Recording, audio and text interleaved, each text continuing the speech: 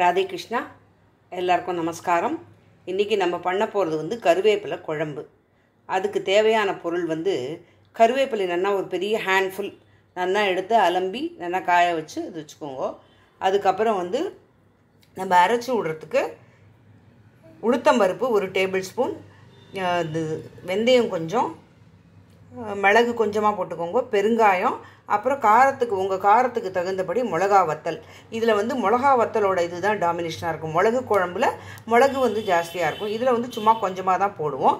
அதுக்கப்புறம் வந்து உப்பு, மஞ்சப்பொடி, வெல்லம், அப்புறம் இந்த சைஸ்க்கு புளி. ஆனால் இந்த சைஸ்க்கு எடுத்துக்கோங்க புளி.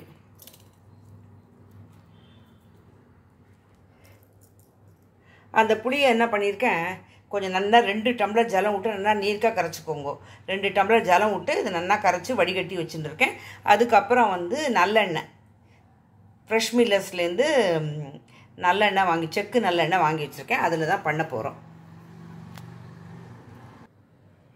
நமக்கு தாளிக்கிறதுக்கு தேவையான பொருள் வந்து கடுகு, உளுத்தம்பருப்பு, கொஞ்சம் மிளகா, அதுக்கப்புறம் கருவேப்பிலை. இதெல்லாம் தாளித்து கொட்டணும். அதில் நம்ம எடுத்து வச்சுருந்த எல்லா சாமானையும் ஒரு பேன் வச்சுருக்கேன். அதில் கொஞ்சம் நல்லெண்ணெய் விட்டுட்டு அது வர பிறகு பெருங்காயம், உளுத்தம்பருப்பு, மிளகு, அப்புறம் வெந்தயம் எல்லாத்தையும் போட்டுருங்கோ. அது கொஞ்சம் இதுவான உடனே மிளகா வத்தல் இது நல்லா சேவைப்பட்டோம். முன்னாடியே போட வேண்டாம் மிளகாய் வத்தலை, ஏன்னா நீங்கள் அப்போ முதல்ல போட்டோம்னா ரொம்ப கருகி போயிடும். அதனால் இதெல்லாம் வறுபடணும் இல்லையா, அதனால் இது அப்புறம் அந்த டைமில் போட்டுக்கலாம்.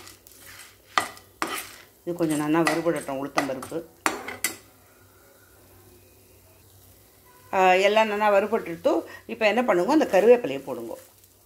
அதையும் கொஞ்சம் நல்லா இது பண்ணிவிட்டு வதக்கிட்டு அதுக்கப்புறம் நம்ம அடுப்பை ஆஃப் பண்ணிடலாம். இது எல்லாம் நல்லா ஆறின உடனே அரைச்சின்னு வரணும். அவ்வளோதான். கருவேப்பிலையெல்லாம் கொஞ்சம் நல்லா வதங்கிடுத்தோம். கொஞ்சம் இந்த அரை வரைக்கும் போனால் போதும், ஏன்னா திருப்பி நம்ம கொதிக்க விட போகிறோம். அதனால இதை வந்து இப்போ ஆஃப் பண்ணிடலாம். இந்த கருவேப்பிலை குழம்பு வந்து நான் வந்து எங்கள் அம்மா சொல்லி கொடுத்த ஸ்டைலில் தான் பண்ணுறேன். அந்த கருவேப்பிலை இந்த வறுத்து எல்லாத்தையும் போட்டு நல்லா மிக்சியில் அரைச்சி நல்லா வழுமுன்னு அரைங்கோ. அவ்வளோவா மிக்சியை பொறுத்துருக்கு, சில மிக்சி வந்து கொஞ்சம் அரைவிடும். இது வந்து அரைப்பட்டுருக்கு நல்லா தான், இருந்தாலும் இன்னும் கொஞ்சம் வந்து உங்களுக்கு இன்னும் கொஞ்சம் நீங்கள் நைஸாக அரைச்சிக்கோங்க. அதுக்கப்புறம் என்ன பண்ணணும், அந்த புளி ஜலம் கலைச்சி வச்சுருக்கோம் இல்லையா, அதையும் இதுலேயும் ஆட் பண்ணி எல்லாத்தையும் ஒன்றா கலந்துருங்கோ.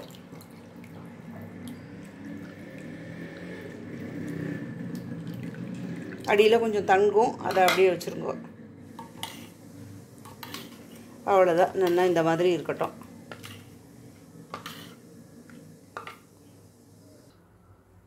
ஒரு நம்ம வறுத்துட்டோம் இல்லையா, அதே பேன்லேயே வச்சுக்கோங்க. கொஞ்சம் எண்ணெய் வந்து தாராளமாக விடணும். நல்லெண்ணெய் விட்டுட்டு கடுகு, உளுத்தம்பருப்பு, ஒரு 2 மிளகா வத்தல் இதெல்லாம் போட்டுருங்கோ. அதில் கடுகு, உளுத்தம்பருப்பு, ஒரு 2 மிளகா வத்தல் போடுங்கோ. இதெல்லாம் நல்லா செவந்த உடனே அந்த நம்ம அரைச்சி வச்சுருக்கிற அந்த குழம்பு இதை கொட்டிட்டு நல்லா கலர வேண்டியதுதான். அதில் நான் வந்து மஞ்சப்பொடியும் உப்பும் சேர்த்துட்டேன். கொஞ்சம் தெரிக்கும் பார்த்து நம்ம அரைச்சி வச்சது எல்லாத்தையும் அதில் ஒன்றா சேர்த்துருங்க. உங்களுக்கு ரொம்ப கெட்டியாக வேணும் அப்படின்னா நீங்கள் கெட்டியாக கலரிக்கலாம். இல்லை கொஞ்சம் லிக்விடாக இருந்தால் பரவாயில்லன்னா இது பண்ணிக்கலாம். கொஞ்சம் கெட்டியாக காய்ச்சி வச்சுட்டேன்னா கொஞ்ச நாள் இருக்கும். இதுவும் இருக்கும். சப்பாத்தி இதுக்கெல்லாம் உங்களுக்கு தோசை இட்லிக்கெலாம் தொட்டுக்கணுன்னா கொஞ்சம் லிக்விடாக வச்சுக்கோங்க. இதில் சாதம் பிசைஞ்சு சாப்பிட்லாம். நல்லெண்ணெய் குத்தி ரொம்ப நல்லாயிருக்கும். நல்ல ஜீரணத்துக்கும் ரொம்ப நல்லது இது. கருவேப்பிலை பசங்க தனியாக போட்டால் தூக்கி போட்டுருவா. அதனால் இந்த மாதிரி பண்ணலாம். இது நல்லா கொதிக்கட்டும். கருவேப்பிலை குழம்பு நல்லா கொதிச்சுன்னு இருக்கு. நல்லா வாசனை வருது. கருவேப்பிலை வாசனை கம்மன்னு வருது, பசியை தூண்டுறது. இப்போ என்ன பண்ணுங்கோ, இதை வந்து செமி சாலிடாக வேணும்னாலும் அந்த பச்சை வாசனையெல்லாம் போன பிறகு, புளி வாசனை, அப்புறம் அந்த அரைச்சி விட்டது எல்லாம் போன பிறகு நீங்கள் எடுத்துடலாம். இல்லை அப்படி இல்லை கெட்டியாக வேணும்னா இன்னும் கொஞ்சம் கெட்டியாக வச்சுக்கலாம். நான் கொஞ்சம் கெட்டியாக தான் வைக்க போகிறேன் இன்றைக்கி. அதுனா நம்ம வச்சுக்கலாம், ஃப்ரிட்ஜில் பாட்டிலில் போட்டு வச்சுக்கலாம். அப்புறம் அதுக்கு வந்து வெல்லம் கொஞ்சம் கடைசியாக வெல்லம் போடணும். வெல்லம் போட்டால் தான் நல்லாயிருக்கும். அவ்வளோதான், இன்னும் கொஞ்சம் நேரத்தில் ஆகிடும். இப்போ வந்து நல்லா கொதிச்சு எடுத்து இந்த இதுக்கு போகிறோம். இன்னும் கெட்டியாக வேணும்னா தொக்கு மாதிரி கலரிக்கலாம் நீங்கள். ஆனால் இது வந்து நமக்கு இட்லி தோசைக்கெலாம் தொட்டு சாப்பிட்றதுக்கு ரொம்ப பிரமாதமாக இருக்கும். சாதத்துலேயும் விட்டு பிசைஞ்சிட்டு நல்லா விட்டு சாப்பிட்டோன்னா அவ்வளோ களமாக இருக்கும். கொஞ்சோண்டு மேலே கருவேப்பிலை போட்டுட்டு கொஞ்சம் எண்ணெயும் விடணும் மேலே. கொஞ்சம் நல்லெண்ணெயும் விட்டுட்டேன்னா அவ்வளோதான், முடிஞ்சு போச்சு நம்மளோட கருவேப்பிலை குழம்பு. இது வந்து எங்கள் அம்மா சொல்லி கொடுத்தது. வேறு இந்த அரிசி மாவு கரைக்கிறது அதெல்லாம் நான் எதுவுமே விடலை.